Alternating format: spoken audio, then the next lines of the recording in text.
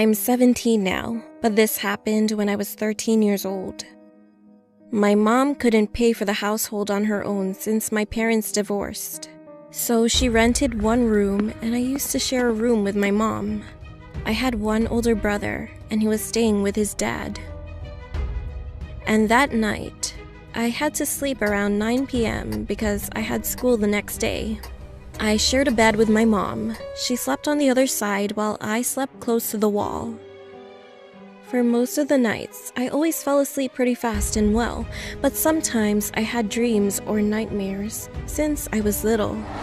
However, this nightmare was different than any other nightmare I've ever had.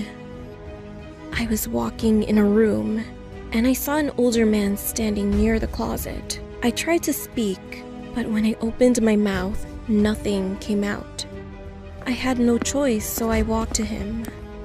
And when I got closer to the man, he suddenly collapsed on the floor, clutching his chest. His eyes were so wide, almost bulged out, and his mouth was also wide open. He looked like he was gasping for air. His body was trembling terribly.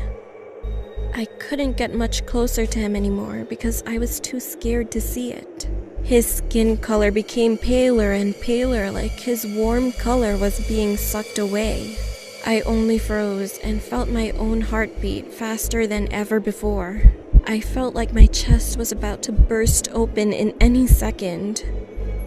The man was gazing at me, and soon the pupils of his eyes went up slowly. That was the most horrible moment in my life.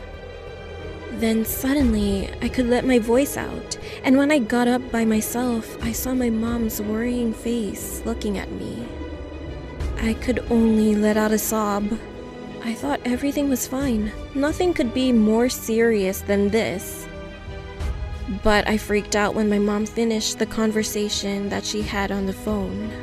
Once she ended the call, she told me it was my older brother and that dad just died from a heart attack.